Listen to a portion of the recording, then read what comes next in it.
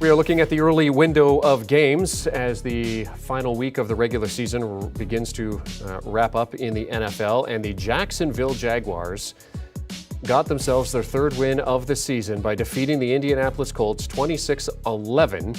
The Colts fall to 9-8 and now need a little help in terms of making the playoffs. Not a great day for Carson Wentz, but Trevor Lawrence, a first multi-touchdown game since week one, as the Jaguars get the job done to end their season.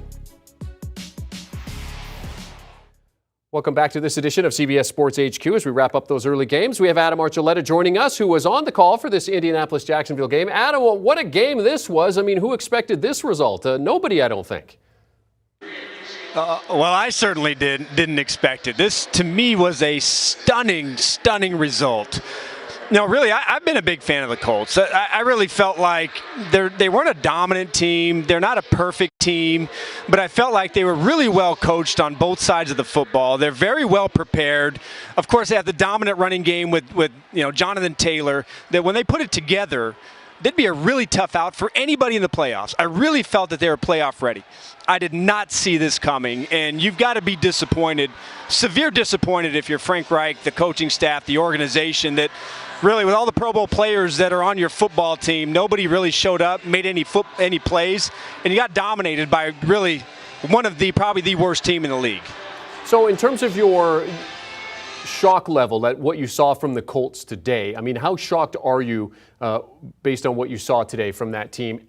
A team that a few weeks ago, nobody wanted to play, but now a team that is relying on other results in order to make it into the postseason.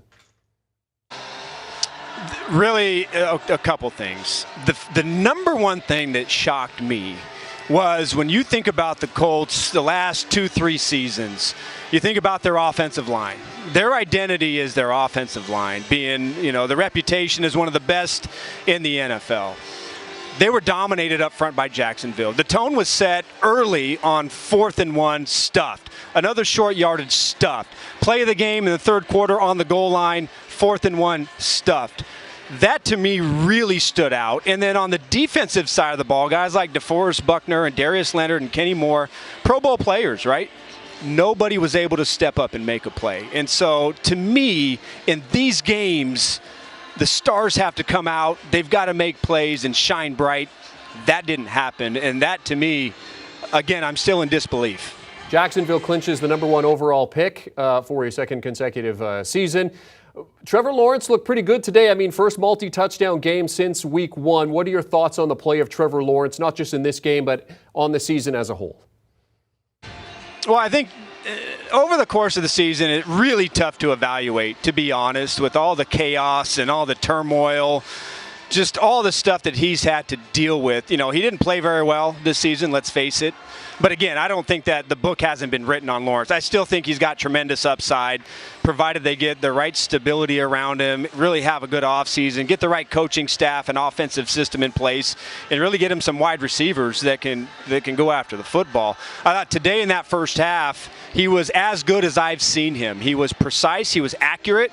On third down, when he had to be at his best, he got the ball out, put the ball in a great location where his receivers could make a play after the catch. It was as good as I've seen. Second half, he only threw for 15 yards, but he really didn't have to do much because the defense carried the day. So really, it's tough to find a great silver lining, but this is the way you want to go out, not only for the Jacksonville team, but also for Lawrence as he attacks the offseason. And of course, there are questions about this Jaguars organization as they head into the offseason. Adam Archuleta on the call for Indianapolis versus Jacksonville today. Thanks for hopping on to HQ with us, Adam. Good season. Do you want a sports network that delivers everything that matters about the game? The highlights, the picks, the instant analysis, no yelling, no fake debates, no politics. Hit the subscribe button and never miss a moment.